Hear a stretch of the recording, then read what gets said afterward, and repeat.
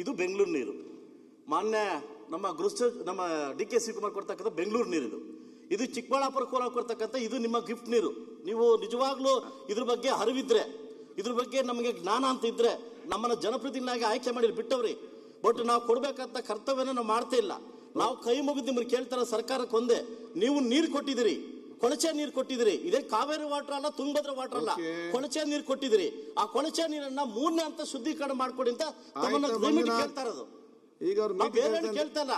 ಕೋಲಾರ ಜಿಲ್ಲೆ, ಚಿಕ್ಕಬಳ್ಳಾಪುರ ಜಿಲ್ಲೆ ಕೇಳ್ತಾ ಇರೋದು ಕೊಳಚೆ ನೀರು ಕೊಟ್ಟಿದ್ದೀರಿ, ಆದ್ರೆ 3ನೇ ಹಂತ ಶುದ್ಧೀಕರಣ ಮಾಡ್ಕೊಡಿ ಅಂತ ನಾವು ಕೇಳ್ತಾ ಇರೋದು. ಈಗ ಆಗಿರ್ತಕ್ಕಂಥದನ್ನೆಲ್ಲ ಅವರು 2 ಬಾಟಲ್ ನೀರು ತಂದು ತೋರಿಸ್ತಾ ಇದ್ದಾರೆ. ಅದು ಆ ನೀರು ಯಾವುದು ಈ ನೀರು ಯಾವುದು ಎಂಬುದು ನಮ್ಗೆ ಗೊತ್ತಿಲ್ಲ.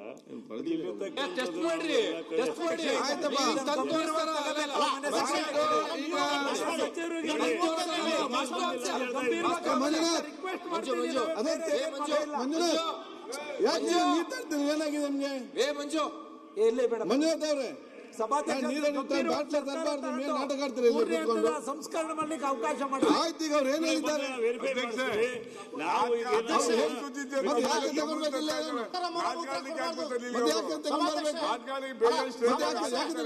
ಈ ಸಲ ತಾತ್ಸಾರ ಮನೋಭಾವ ಮಂಜುನಾಥ್ ಅವ್ರೆ, ಅವ್ರು ಏನ್ ಹೇಳಿದ್ದಾರೆ? ಸೈಂಟಿಸ್ಟ್ ಅನ್ನು ನಿಮ್ಮನ್ನ ಚರ್ಚೆ ಮಾಡ್ತಾ ಹೇಳಿದಾರಲ್ಲ, ಸದಾ ಬಾಟ್ಲಿ ಬಿಸಾಡಬೇಡಿ, ನಾವು ತಗೊಂಡೋಗಿ ಅಲ್ಲಿ. ಅಧ್ಯಕ್ಷ ಸುರೇಶ್ ಅಧ್ಯಕ್ಷ 1 ನಿಮಿಷ ಅಧ್ಯಕ್ಷ, ದಯವಿಟ್ಟು ಗಂಭೀರ ನೋಡಿ. ದಕ್ಷಿಣ ಕನ್ನಡದಲ್ಲಿ ಎಂಡೋಸಲ್ಫೇನ್ ಅಂತ ನೀವು ಮಾಡಿದಾಗ ಇವತ್ತು ಏನಾಗಿದೆ ಪರಿಸ್ಥಿತಿ ತಮಗೆ ಗೊತ್ತಿದೆ. ಇವತ್ತು ನಮ್ಮ ಪೀಳಿಗೆ ಮಕ್ಕಳಿಗೆ ಇವರು ವಿಷ ಕೊಡ್ತಾ ಇದ್ದಾರೆ ಸಭಾಧ್ಯಕ್ಷ. ಆಯ್ತು, ವಿಷ ಇವತ್ತು ಕೋಲಾರ ಚಿಕ್ಕಬಳ್ಳಾಪುರದಲ್ಲಿ 4ರಿಂದ 8 ಕಾಂಗ್ರೆಸ್ ಕೊಟ್ಟಿರ್ತಕ್ಕಂಥ ನಾವು ಏನೋ ನಿಮ್ಮ ಶಾಸಕರನ್ನ, ಆದ್ರೆ ಎಲ್ಲೋ ಒಂದ್ ಕಡೆ ನೀವು ನಮ್ಗೆ ಮೋಸ ಮಾಡ್ತಾ ಇದ್ದೀರಾ. ಓಕೆ ಅಧ್ಯಕ್ಷರೇ, ಮಾನ್ಯ ಸಚಿವರು ಮನವಿ ಅವರ ಅನುಮತಿ ಮೇರೆಗೆ ಈಗ ಪದೇ ಪದೇ ತಪ್ಪು ಸಂದೇಶ ಹೋಗೋದು ಬೇಡ. ಮಾನ್ಯ ಸಚಿವರು ಅನುಮತಿಯೊಂದಿಗೆ ನಾನು ಮಾತಾಡ್ತಾ ಇದ್ದೇನೆ. ಯಾರಾದರೂ ವೈಜ್ಞಾನಿಕ ಸಂಸ್ಥೆ ಅಧ್ಯಯನ ಮಾಡಿ, ವೈಜ್ಞಾನಿಕ ಸಂಸ್ಥೆ, ಯಾಕಂದರೆ ವೈಜ್ಞಾನಿಕ ಸಂಸ್ಥೆ ಅಂತ ಹೇಳ್ಕೊಳ್ಳೋರು ಬೇರೆ, ಅವಕ್ಕೆ ಸೂಡೋ ಸೈಂಟಿಫಿಕ್ ಆರ್ಗನೈಸೇಷನ್ಸ್ ಅಂತ ಕರಿತೇವೆ, ಅದಲ್ಲ. ನಿಜವಾದ ವೈಜ್ಞಾನಿಕ ಸಂಸ್ಥೆ ಅಧ್ಯಯನ ಮಾಡಿ, ಪರಿಶೀಲನೆ ಮಾಡಿ, ತನಿಖೆ ಮಾಡಿ, ಇದರಲ್ಲಿ ಏನು ಬದಲಾವಣೆ ತಗೊಳ್ಬೇಕು ಅಂತ ಅವರು ಶಿಫಾರಸು ಮಾಡಿದರೆ ಅದೆಲ್ಲದಕ್ಕೂ ಸರ್ಕಾರ ಪರಿಗಣನೆ ಮಾಡುತ್ತೆ. ಅದನ್ನ ಬಿಟ್ಟು ಅಧ್ಯಕ್ಷರೇ, ಸುಮ್ಮನೆ ಈ ರೀತಿಯಾಗಿ ಅನಗತ್ಯವಾಗಿ ಏನು ಆಧಾರ ಇಲ್ಲದೆ ಮಾತಾಡುವಂತಾದ್ರಿಂದ ಯಾವ ಸಾರ್ವಜನಿಕ ಹಿತನೂ ಸಾಧನೆ ಆಗೋದಿಲ್ಲ. 2006ರಲ್ಲಿ ಕೋಲಾರಕ್ಕೆ ಭದ್ರಾ ನದಿಯಿಂದ ನೀರು ಕೊಡ್ತೀವಿ ಅಂತ ಗುದ್ಲಿ ಪೂಜೆ ಮಾಡಿದ್ರು.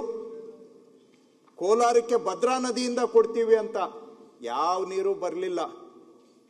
ಎಲ್ಲ ಅಧಿಕಾರಿಗಳಿದ್ದಾಗ ಏನೂ ಮಾಡೋಕ್ಕಾಗಲಿಲ್ಲ ಕೋಲಾರ ಚಿಕ್ಕಬಳ್ಳಾಪುರಕ್ಕೆ. ಈಗ ನಾವು ಒಂದು ತುಂಬ ಹದಗೆಟ್ಟಿದ್ದಂಥ ಪರಿಸ್ಥಿತಿಗೆ ಪರಿಹಾರ ಮಾಡಲಿಕ್ಕೆ ಒಂದು ಸೊಲ್ಯೂಷನ್ ಕೊಟ್ಟಿದ್ದೇವೆ. ಅದರಲ್ಲಿ ಇನ್ನೂ ಏನಾದರೂ ನಾವು ಸುಧಾರಣೆ ಮಾಡ್ಕೋಬೇಕಾದ್ರೆ ಅದಕ್ಕೂ ತಯಾರಿದ್ದೇವೆ. ಇದರಿಂದ ಏನು ತೊಂದರೆ ಆಗುತ್ತೆ ಅಂತೇಳಿ ಯಾವುದಾದ್ರೂ ವೈಜ್ಞಾನಿಕ ಸಂಸ್ಥೆ ತೋರಿಸ್ಕೊಟ್ರೆ ನಮಗೆ ಅದಕ್ಕೆ ನಾವು ತಿದ್ಕೊಳ್ತೇವೆ, ಅದಕ್ಕೆ ಏನು ಬೇಕೋ ಮಾಡ್ಕೊಳ್ತೇವೆ. ಅದನ್ನು ಬಿಟ್ಟು ಸುಮ್ಮನೆ ಇದು ರಾಜಕೀಯ ಕಾರಣಗಳಿಗೆ, ಯಾಕಂದರೆ ಅವರು ಪಕ್ಷದ ಹೆಸರು ಹೇಳಿ ಮಾತಾಡ್ತಾ ಇದ್ದಾರೆ. ರಾಜಕೀಯ ಕಾರಣಗಳಿಗೆ ವಿರೋಧ ಮಾಡೋದ್ರಿಂದ ಏನು ಯಾವ ಜನಕ್ಕೂ ಕೂಡ ಲಾಭ ಇಲ್ಲ, ಯಾವ ಜನಕ್ಕೂ ಕೂಡ ಲಾಭ ಆಗೋದಿಲ್ಲ. ವರ್ಲ್ಡ್ ಬ್ಯಾಂಕ್ ಅಧ್ಯಕ್ಷರು, ಯುನೈಟೆಡ್ ನೇಷನ್ಸ್ ಅಧ್ಯಕ್ಷರು ಇಬ್ಬರೂ ಕೂಡ ಸ್ಪಾಟ್ಗೆ ಬಂದು ಹೊಗಳಿ ಹೋಗಿದ್ದಾರೆ. ಕೇಂದ್ರ ಸರ್ಕಾರದ ಪಾರ್ಲಿಮೆಂಟರಿ ಕಮಿಟಿ ಸ್ಪಾಟ್ಗೆ ಬಂದು ಕೆರೆ ನೋಡಿ ಹೊಗಳಿ ಹೋಗಿದ್ದಾರೆ. ಇದನ್ನ ದೇಶದಲ್ಲಿ ಅಳವಡಿಸ್ಕೊಳ್ಬೇಕು ಅಂತ ಶಿಫಾರಸು ಮಾಡಿದ್ದಾರೆ ಕೇಂದ್ರ ಸರ್ಕಾರ.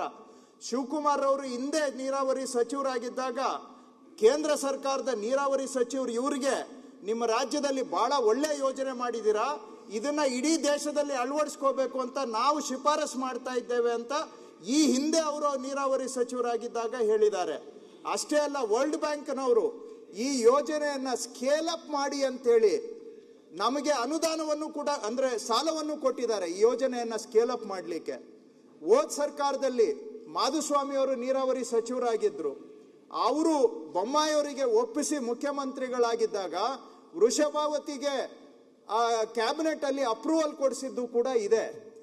ಈ ರೀತಿಯಾಗಿರುವಂತಹದ್ದು ಸುಮ್ಮನೆ ಅದನ್ನ ನೆಲಮಂಗಲ ತುಮಕೂರಿಗೆ ತಗೊಂಡೆ. ತುಮಕೂರು ಇರಲಿಲ್ಲ. ಮಾಧುಸ್ವಾಮಿ ಅವರು ಬಹಳ ಆಸಕ್ತಿ ತಗೊಂಡು ತುಮಕೂರಿನ ಈ ಬೆಂಗಳೂರು ಬಾಜು ಭಾಗಕ್ಕೆ ಕೊಡಿಸುವಂತ ಕೆಲಸವನ್ನ ಅವರು ಮಾಡಿದ್ರು. ಆ ರೀತಿಯಾಗಿ ಇದೆ. ಆದ್ರೆ ಯಾವ ರೈತರಿಗೂ ತೊಂದರೆ ಆಗುವಂತ ಸಂದರ್ಭದಲ್ಲಿ ನಮ್ಮ ಸರ್ಕಾರ ಸುಮ್ಮನೆ ಕೂಡೋದಿಲ್ಲ. ವೈಜ್ಞಾನಿಕ ವರದಿ ಆಧಾರದ ಮೇಲೆ ಏನೇ ಸುಧಾರಣೆ ಕ್ರಮ ತಗೊಳ್ಬೇಕಾದ್ರೂ ನಾವು ಅದಕ್ಕೆ ತಯಾರಿದ್ದೇವೆ. ಆದರೆ ಸುಮ್ಮನೆ ಅಪಪ್ರಚಾರ ಮಾಡಿ ಆಗಿರುವ ಅನುಕೂಲಕ್ಕೆ ಮಸಿ ಬಳಿಯುವಂತಹದ್ದು, ಕಲ್ಲು ಹಾಕುವಂತಹದ್ದು, ಇದರಿಂದ ಯಾವ ಸಾರ್ವಜನಿಕ ಹಿತನೂ ಸಾಧನೆ ಆಗೋದಿಲ್ಲ. ನಾವು ಯಾವುದೋ ನಮ್ಮ ಗೌರ್ಮೆಂಟ್ ಸ್ಪಾನ್ಸರ್ಡ್ ಡಿಪಾರ್ಟ್ಮೆಂಟ್ಗೆ ಕೊಟ್ಟಿಲ್ಲ.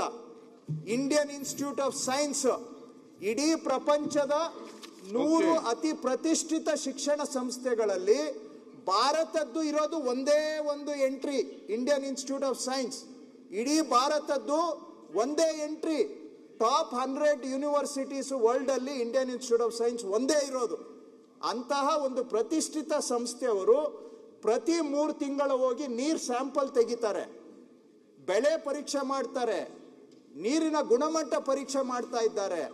5 ವರ್ಷ, 1 ವರ್ಷ ಅಲ್ಲ, 1 ತಿಂಗಳಲ್ಲ, 5 ವರ್ಷ ಕೊಟ್ಟಿದ್ವಿ, ಮತ್ತೆ 5 ವರ್ಷಕ್ಕೆ ಅವರು ಎಕ್ಸ್ಟೆನ್ಷನ್ ಮಾಡಿದ್ದಾರೆ. ಸೊ ಎಲ್ಲಾ ಸೈಂಟಿಫಿಕ್ ಪ್ರೋಟೋಕಾಲ್ಸ್ ಅನ್ನ ಫಾಲೋ ಮಾಡ್ತಾ ಇರೋವಾಗ ಯಾವುದೋ ಬೆಳೆಗೆ ಹುಳ ರೋಗ ಬಂತು ಅಂತಂದ್ರೆ ಆ ಹುಳ ರೋಗಕ್ಕೆ ಇದು ಕಾರಣ ಅಂತ ಹೇಳ್ತಾರೆ ಅಂತ ಹೇಳಿದ್ರೆ ಇಂಥ ಸೂಡೋ ಸೈನ್ಸ್ ಇಂದ ಯಾವ ಜನರ ಹೊಟ್ಟೆ ತುಂಬಿಸ್ಲಿಕ್ಕೆ ಸಾಧ್ಯ ಇಲ್ಲ. ಹಾಗಾಗಿ ದಯವಿಟ್ಟು ಏನೇ ಆಗಲಿ, ವಿ ಆರ್ ಓಪನ್. ಯಾರು ಬೇಕಾದರೂ ಸೈಂಟಿಫಿಕ್ ಆರ್ಗನೈಸೇಷನ್ ಬಂದು ಸ್ಟಡಿ ಮಾಡಲಿ.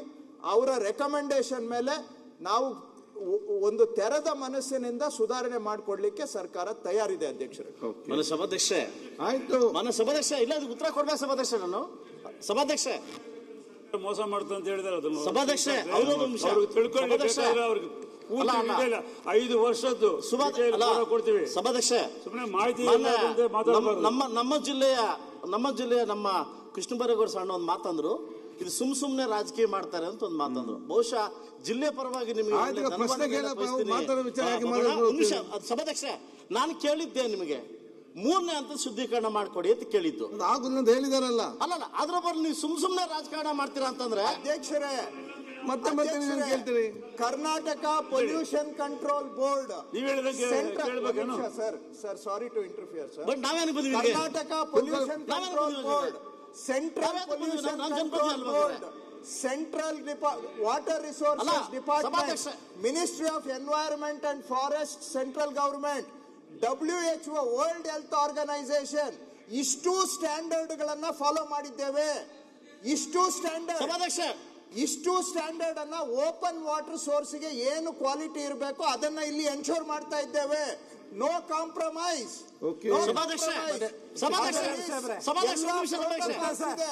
ಆ ಪ್ರೋಟೋಕಾಲ್ಸ್ ಅನ್ನ ಓದಿನೇ ಮಾಡ್ತಾ ಇದ್ದೇವೆ. ಏನು ತಿಳ್ಕೊಂಡ್ರೆ ಮಾತಾಡೋದು ಬಹಳ ಸಲೀಸು.